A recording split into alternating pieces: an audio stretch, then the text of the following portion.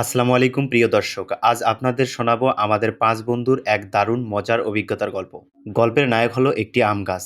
আর সেই আম গাছকে বাঁচানোর মিশনে ছিলাম আমরা ৫ বন্ধু। আমাদের এক বন্ধু সম্প্রতি নতুন আমের ব্যবসা শুরু করেছে।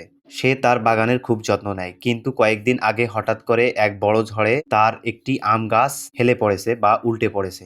সকালে খবর পেয়ে প্রায় মাথায় হাত। সে আমাদের ফোন করে বলল, বন্ধুরা, ব্যবসা শুরু করলাম ঠিকই, কিন্তু আম গাছটা মনে হয় আমার ভাগ্যের পরীক্ষা নিতেছে। আমরাও বন্ধুর বিপদে পাশে দাঁড়ানোর জন্য প্রস্তুত হয়ে গেলাম। ৫ বন্ধু মিলে ২টা খুঁটি আর কিছু দড়ি নিয়ে রওনা দিলাম আম বাগানে।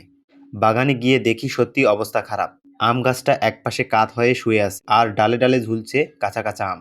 দেখে মনে হচ্ছিল গাছটা যেন বলছে, ভাই আমাকে একটু উঠাও, এভাবে আর শুয়ে থাকতে ভালো লাগছে না। আমরা খুব আত্মবিশ্বাস নিয়ে কাজ শুরু করলাম। একজন দড়ি ধরছে, একজন নির্দেশনা দিচ্ছে, আর বাকি ৩ জন এমনভাবে ভাব করছে যেন তারা বহু বছরের গাছ উদ্ধারের বিশেষজ্ঞ। অনেক কষ্ট করে গাছটাকে একটু সোজা করার চেষ্টা করলাম। তারপর যে ২টা খুঁটি নিয়ে গেছিলাম সেগুলো দিয়ে গাছটাকে আটকানোর চেষ্টা করলাম। কিন্তু সমস্যা হলো খুঁটিগুলো ছিল বেশ দুর্বল। গাছের ওজন পড়তেই একটা খুঁটি এমনভাবে বাঁকা হয়ে যায়, আরেকটা খুঁটি দেখে মনে হলো সে নিজেই পড়ে যাওয়ার জন্য প্রস্তুত। আমরা ৫ বন্ধু একে অপরের মুখের দিকে তাকিয়ে রইলাম।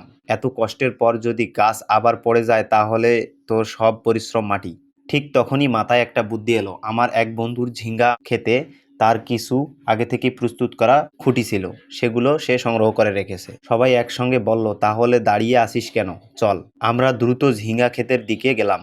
সেখানে গিয়ে ২-৩টা শক্ত ও মজবুত খুঁটি নিয়ে আবার বাগানে ফিরে এলাম। এবার নতুন উদ্যমে কাজ শুরু হলো। খুঁটিগুলো ভালোভাবে মাটিতে পুঁতে দড়ি দিয়ে গাছটাকে শক্ত করে বেঁধে দিলাম।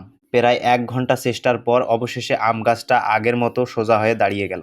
সেই মুহূর্ত আমাদের আনন্দ দেখে মনে হচ্ছিল আমরা যেন কোনো বিশ্বকাপ জিতে ফেলেছি। আমাদের বন্ধু তো খুশিতে বলেই ফেলল, বন্ধুরা, তোমরা না থাকলে আজ আমার এই আম গাছটা বা আমের ব্যবসাটা বন্ধ হয়ে যেত। ধন্যবাদ সবাইকে আমাদের ভিডিওটি দেখার জন্য। কে কোথা থেকে ভিডিওটি দেখছেন অবশ্যই কমেন্ট করে জানাবেন।